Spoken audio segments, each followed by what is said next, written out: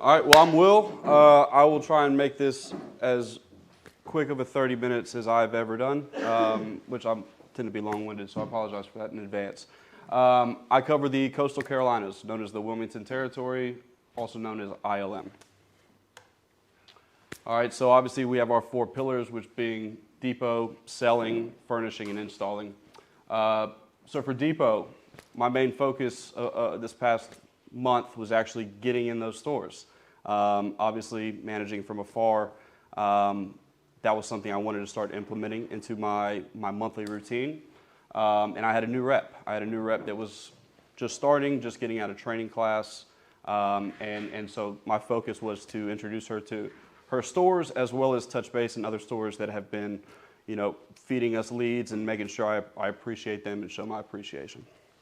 For selling, we did pretty well. We're not there, but we're growing. We have a couple opportunities because I set pretty lofty goals. So a couple things that I want to improve on and move forward with. But the full breakdown that you will see here will be explained later on. The biggest opportunity for me was actually the leads to demos, because that's actually, now that I'm pulling raw data of leads, which is something we as a district management team is starting to get more involved in as we're taking over our ownership piece of the connection center, or what we call now as admin.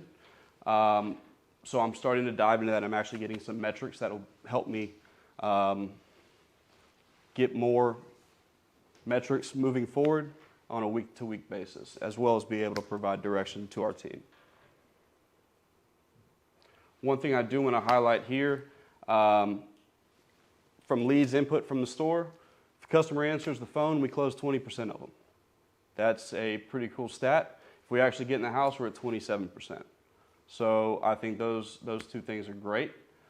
We did just increase capacity because we'd gone down one.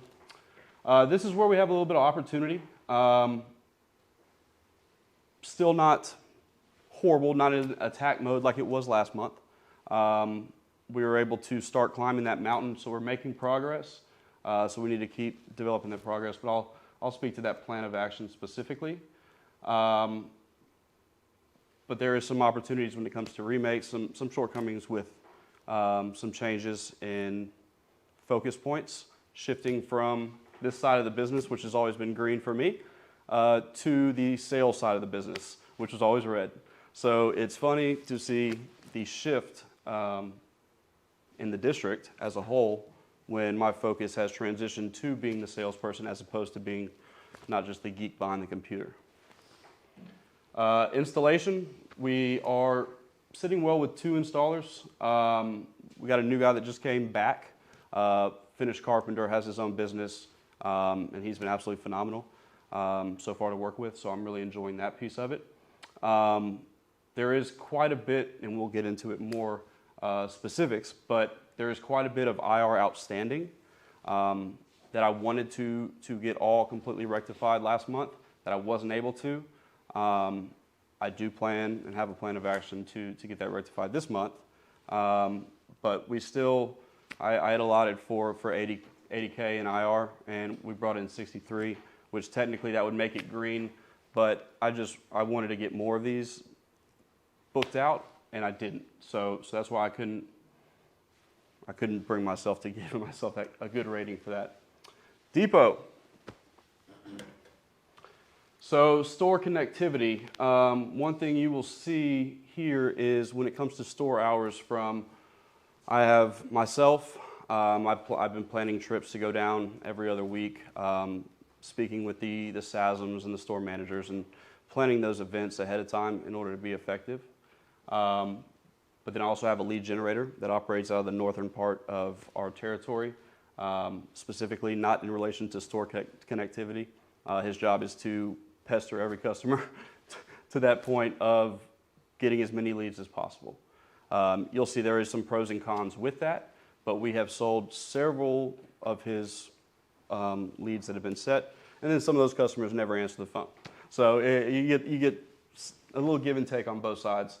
But what you will see is obviously when it comes to the leadership interaction, we spent a lot of time with associates, kitchen designers, department heads. What we haven't done is spent enough time, in my opinion, with the upper management, being, the district manager of the territory. Dan, we do talk with a lot. The DSM, Dan, we do speak with him a lot. He gets forwarded on any cha-ching pictures. So that kind of relationship has blossomed. But when it comes to the store managers and the district manager, that is where my opportunity lies, and that's going to be my focal point moving forward. So my plan of action, I need to meet the DM. That's going to be my main goal, is prior to actually allotting times that I'm going down to Wilmington based on my schedule, I'm actually going to reach out to him and the 3 store managers that I have not met yet and plan time with them based on when they're available. And I'm going to try that shift as opposed to trying to find already scheduling my time of when I'm going. And instead, hey, when are you available? When are you going to be walking this store? When can I come join you? So I'm going to shift that way. And I want to increase team store hours by 20%. We went from 2 to 1, and I had one person running up and down while I was training another one. So now that she's out of training, she just ran her first solo appointment on Saturday. I do want store connectivity and the hours spent in the store to be increased by 20%. So obviously my plan of focus is exactly what I was saying about making this month Home Depot focus to be the upper management side of it for me specifically as opposed to the team. And I'm going to give focus stores. When we get into the leads and the breakdown of those leads, you'll see that there's a couple pitfalls. We have really good stores and ones that are struggling with this, that, or the other, whether it's qualified leads or actually getting customers to answer the phone on those leads. But basically giving my reps a focus store, and then also shifting. One thing that we have been doing in the past, because we're relatively centralized and it's usually 30 minutes from one store to the next, we go knock. Even if they didn't answer the day before, we go knock. And I got with Jeff and we pulled some data on it, and we're not successful even if we do get in the house on those leads. So I want to shift. Might not work. I want to try it. From going and knocking on those Thursday, Fridays, and Saturdays, and instead going to the store and generating our own lead, because we know we close 50% of our self-generated leads. Selling.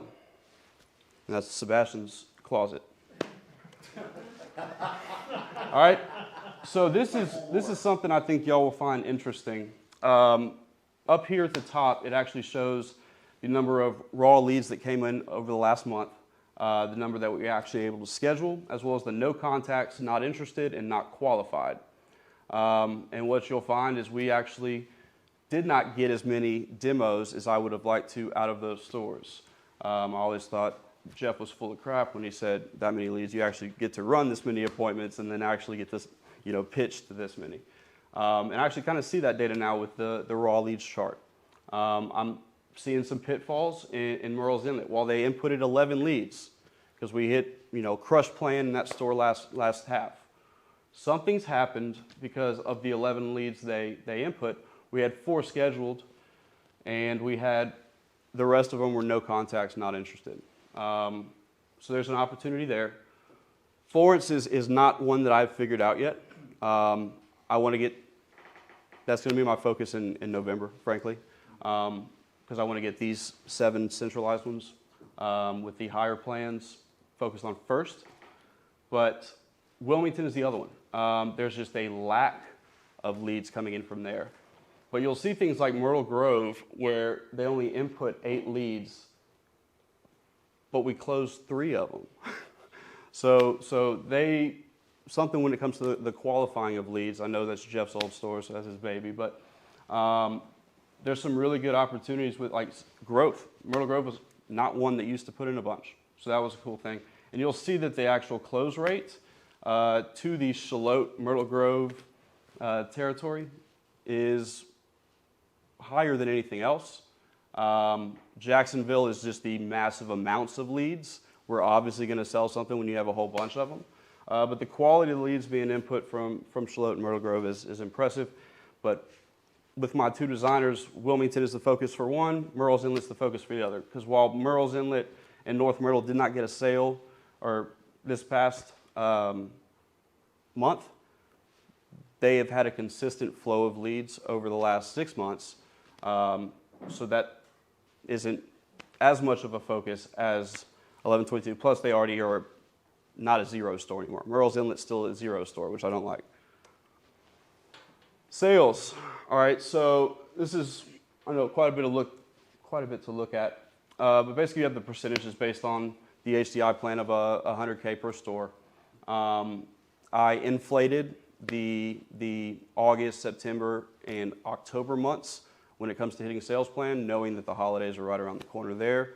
So I increased those by, I think, about 20%, and then decreased the back end in order to not be in panic mode in December and January. But what you'll see is those 4 stores that I talked about, those stores are trending in the right direction. So it's either a awesome or a attack. Not really in the middle, and hence yellow, because you don't actually see another yellow dot anywhere on my sales page. Because everything's kind of split between those 8 stores, 4 being great, 4 being I got to attack them. Close rate based on getting in the house, actually running the appointment. Meet the team. All right, so I have, he actually came from Core, Ken Andrews. He retired and due to health reasons and got better and decided he wanted to move to the beach, and he sells Home Depot like nobody else's business. That is his pride and joy. He genuinely believes every time he's in the house that a makeover is the best solution for that customer. His goal, well, his personal goal is to make enough money to do some fancy vacations with his wife. She has a full-time job, pays all the bills, so he just wants to be able to treat her to vacations. He wants to run 6 to 10 appointments a week. His goal is to sell 1 kitchen per week or close over 25% and or. Store goals is he loves delivering his cha-ching checks and making it a big deal. And I love that he loves to do that. So the new rep actually got to go take cha-ching checks with him. That was one of the focal points of when I was down there last time. I thought that was a cool thing to kind of breed that I don't know, philosophy of you sell it, now go celebrate it. Then I have Janelle, who's brand new. She used to sell timeshares, so if she can sell timeshares, she can sell kitchens. Her focus are her stores. That's right. That's right. That's right. Her main personal goal is to actually find a home. We actually interviewed her 4 times, I believe, to get her on board, because she did not want to make a huge change and it not be a forever place. So it's going to be very important that I nurture this relationship when it comes to giving her that comfortability, not necessarily making her good at something, but giving her all the tools, resources, and the motivation in order for her to feel like she's found a home where she can grow, develop, and be stable. She is a month. A month. She was started 2 weeks into September, so she just ran her first solo. Her sales goal, I mean, she wants to run 12 to 14 appointments per week.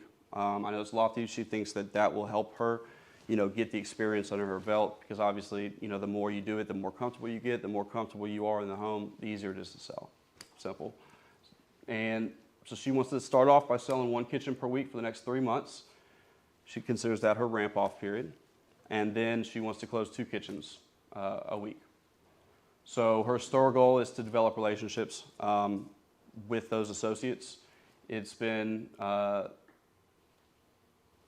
her main focus, not as much of, hey, give me leads, but actually, hey, I'm Janelle. I'm Janelle. You know me. You know Makeover. When you see me, you're going to see me a lot. That was actually, when I talked to her about this, that was actually her main focus point. So, projections. I want to put up 160K in sales. That's 1 per week for each designer. We do have a little bit lower of a ticket down there on the beach than we do company-wide. We're more on the $20,000 range as opposed to the 25. So calculated accordingly. That's 2 sales a week, 4 weeks, hence 160. Ken, 6 confirmed appointments per week. Janelle, 8 confirmed appointments per week. Yes, that skews from the 12 to 14 for her. But the main thing is I know that she can close 1 out of 8 just from role playing with her and doing quite a bit of her training because Buddy got COVID. But I want to increase the lead count in 3629, and I want to increase the speed to lead in customer qualification at the Merle's Inlet store. My plan to do that is I'm going to take Sebastian's years of experience and knowledge to actually double stack appointments. Intent being is if we have that day before confirmation call and the customer needs to reschedule, we do have a backup plan. So I would rather, tell a customer, hey, previous appointment ran long, we're running an hour behind, be there shortly, as opposed to having a big old gap in the middle of the day where we do not have any appointments because the customer canceled.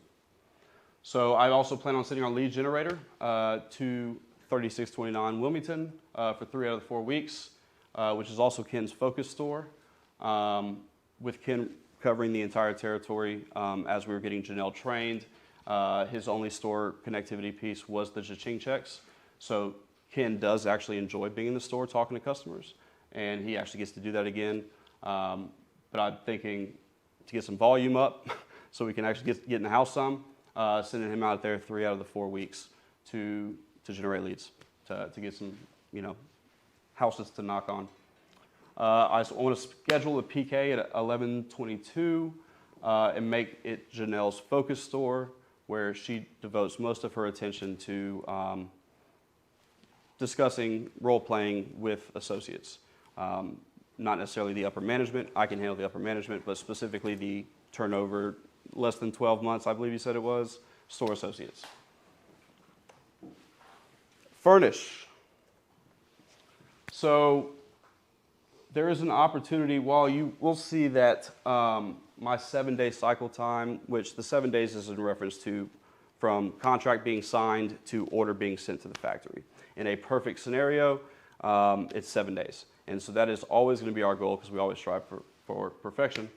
We're at 14 days as opposed to 7. A lot of that is having to do with checks. I don't know why personal checks have now become so popular, but they take twice as long to clear. And that has been the major holdup there. That is not something I can control. Order submission is actually going really well, which is basically after it's been audited by the IT and getting that order actually submitted to all the factories. That's going exactly according to plan.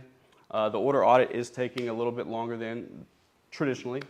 Order creation is taking, over twice what it should take for this cycle time to be feasible. But the recasts are going well. Sebastian's pumping those things out as soon as they come in. And then payment processing is obviously something that can't be controlled, but that is realistically is taking from the 3-day right of rescission through it's 7 days.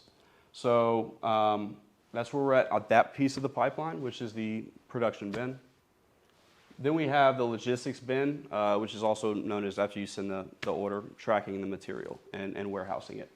So our cycle time, I did kind of break down what we initially anticipated for factories that we use, of how long it takes from order submission to we receiving the product.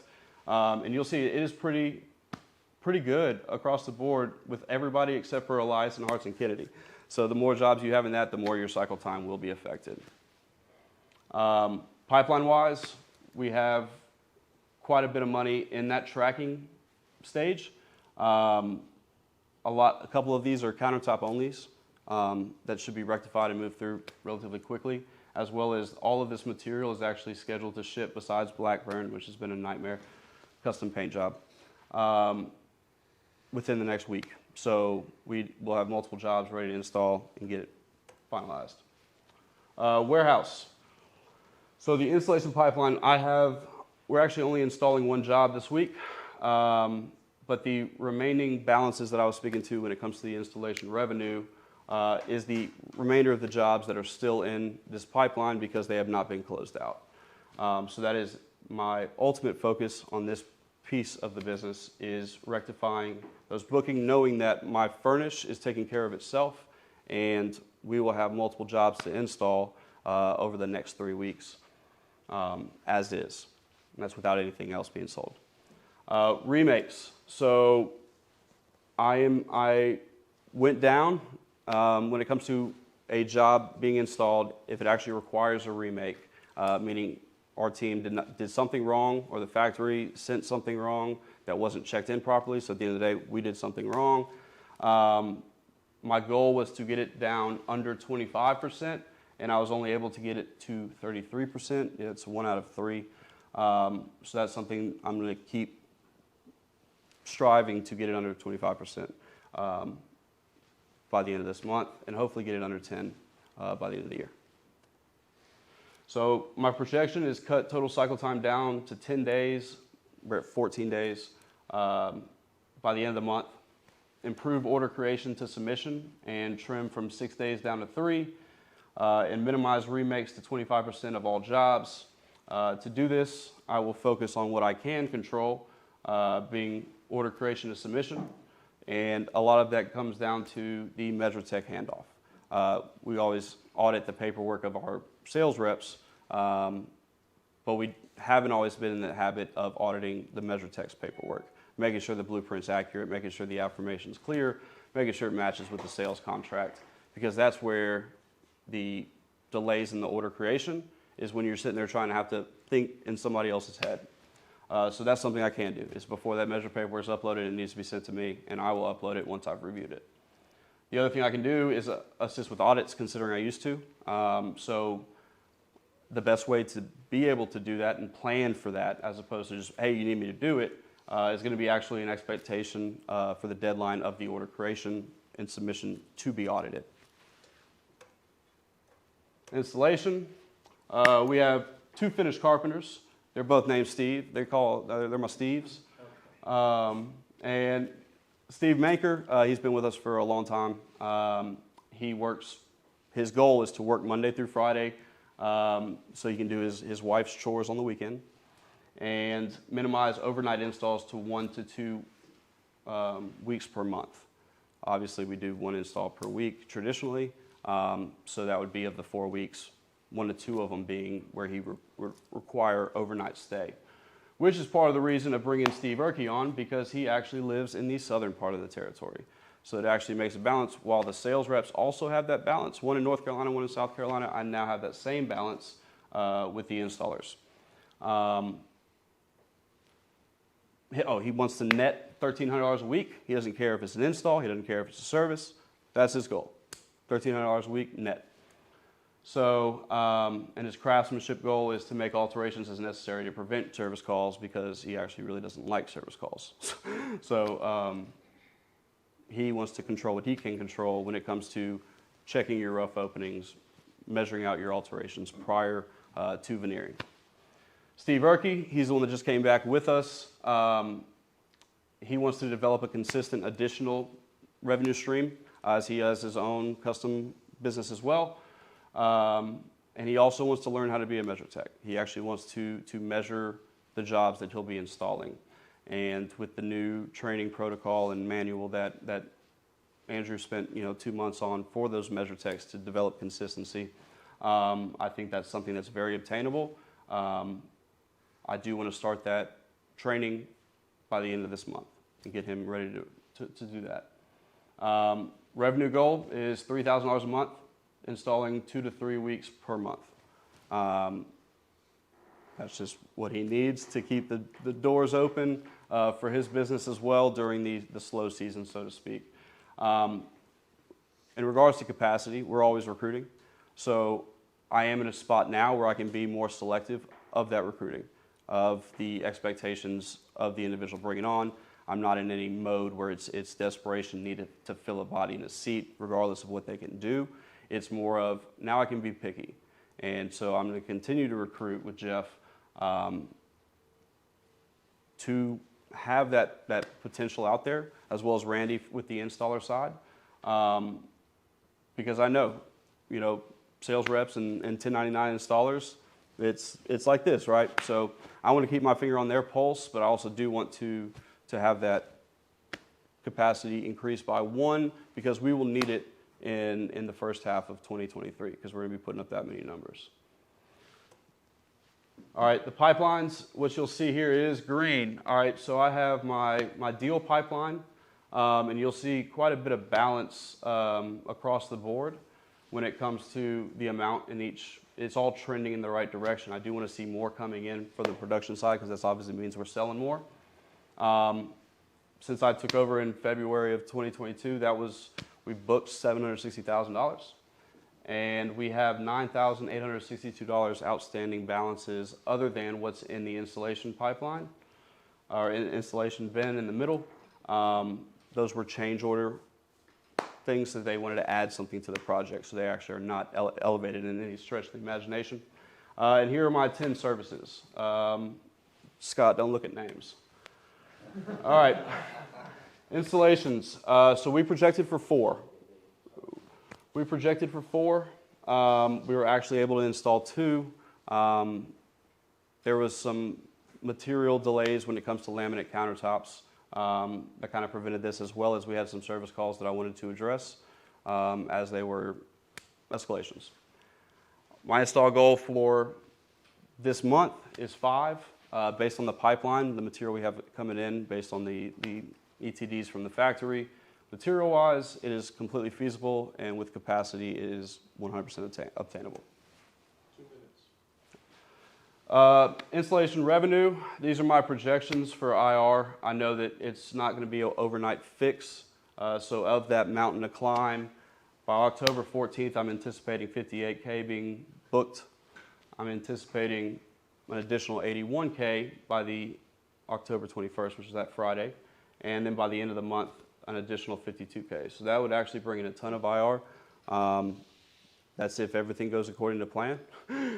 But this is what I want to do. I aim small, miss small. So services. This is where I'm doing a little shift. We have 12 total services, 2 new ones, 6 that I'm still researching to figure out what's actually needed. 6 in open, which means we have not received the material, but it has been ordered. And 4 in close, which means we have received the material. We need to get it scheduled and installed. So my plan for installations, my projection is clear all outstanding balances for IR by the end of the month. Complete more services without sacrificing IR. I'll explain how I'm going to do that. Minimize reservices down to under 10%, and decrease customer care tickets to 2 from 6 current. Now, 6 current is not constantly revolving.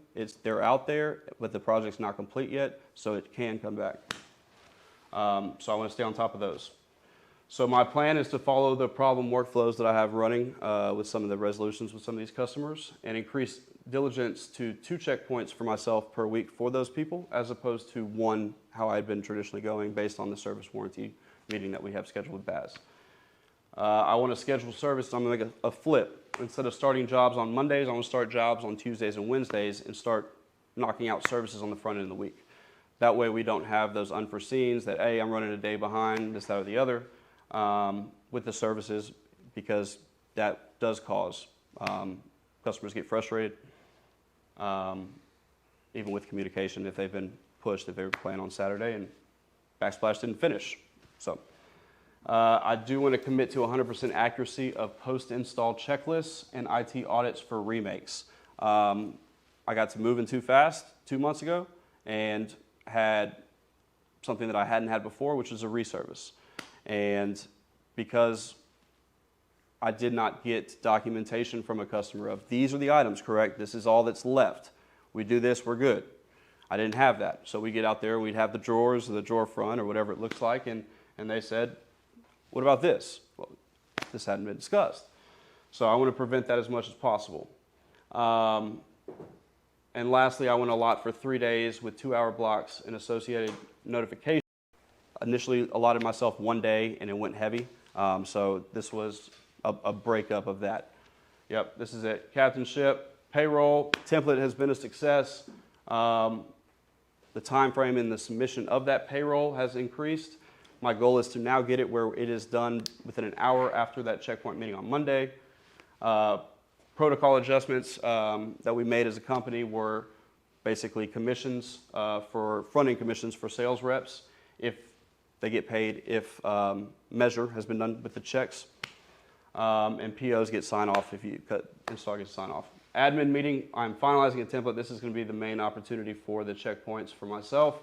But basically, my goal is to make a template and give oversight for all the DMs to this piece of the business, the booking and the POS side, in order for them to be able to manage their P&Ls in the next month. And I did become familiar with Salesforce finally, so I've started to peruse that and report from that.